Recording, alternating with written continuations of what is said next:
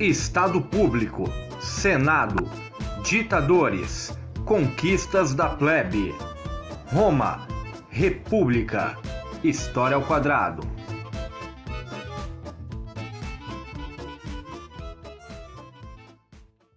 E o desenho de agora é sobre Roma, a República, período que vai de 509 a 27 a.C. Lembrando que a República é uma das principais contribuições da civilização romana antiga para a sociedade ocidental atual.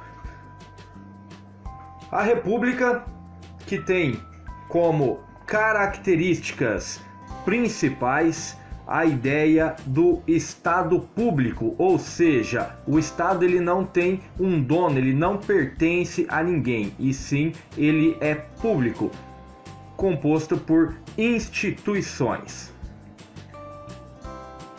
Este período da República Romana vai ficar marcado por grandes tensões e lutas sociais, especialmente entre as duas principais classes sociais da Roma antiga, que eram patrícios e plebeus, mas também aí já ocorrem algumas das revoltas escravistas. E também vai ser um período marcado pela expansão do território romano, ainda continuando a expansão que já havia iniciado lá no período monárquico, e vai ter as guerras púnicas contra os cartagineses. Então vamos aqui delinear algumas funções administrativas da República, lembrando que o princípio da República é justamente a divisão dos poderes, evitando a concentração dos poderes. Então são criadas divisões administrativas. Entre elas nós tínhamos o cônsul, que era dividido em dois cônsuls, o primeiro que administrava a cidade e o segundo cônsul que administrava o exército. Tínhamos também os pretores. Os pretores que eram os responsáveis pela administração da justiça. Então, novamente aí, nós vemos que toda a administração da República ela é dividida, os poderes, a autoridade é dividida. Vamos ter também os censores aqui, que na verdade são aqueles que fazem o censo, ou seja, responsável pelos dados que o governo precisa obter de colheita, de população, de arrecadação de impostos. E falando em impostos, nós vamos ter também os questores, que são aqueles responsáveis pela arrecadação de impostos do governo romano, o famoso leão. Vamos ter ainda o cargo de edis, responsável pelo policiamento, então pela segurança pública, e também o ditador, que aqui não tem o contexto de ditadura do período contemporâneo, e sim o ditador como aquele que dita, aquele que orienta. E o ditador, inclusive, ele vai ser eleito por um período de 6 meses. Além das funções administrativas, serão criadas várias instituições administrativas, que é o que garante o funcionamento da República.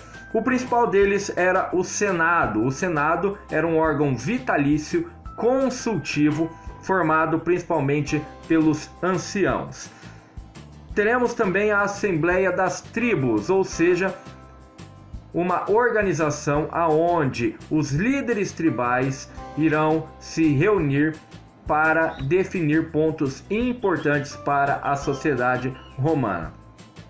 Também nesse período será criada a Assembleia da Plebe, aonde a plebe, esta grande majoritária classe social romana, poderá ser representada e representar os seus anseios sociais. E temos também a Assembleia Centuriata, que é formada pelos centuriões, ou seja, por militares, os membros do exército romano, terão uma própria representatividade dentro do sistema republicano romano.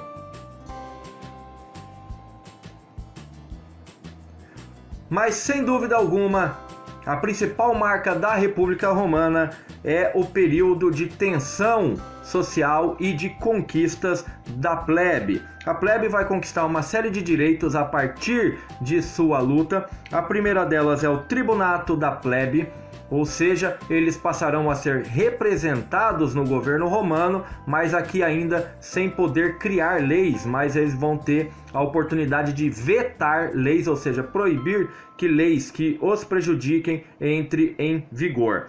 Teremos também a Lei das 12 Tábuas, que vai garantir ao plebeu a segurança e a igualdade jurídica, ou seja, um crime cometido por um plebeu ou por um patrício será julgado da mesma forma. Outra conquista será a Lei Canuleia, que vai permitir o casamento entre patrícios e plebeus, que até então eram proibidos, justamente para evitar essa junção social e garantir esta definição e os privilégios patrícios. Mas a Lei Canuleia vai permitir, a partir daí, o casamento e, logicamente, a mistura. A Lei Licínia também, que vai garantir direitos políticos mais amplos aos plebeus. E, por final, a Lei Poetélia, que vai acabar com a escravidão por dívida. Muitos plebeus acabavam se tornando escravos devido às suas dívidas, principalmente após servir o exército e retornar com suas economias destruídas.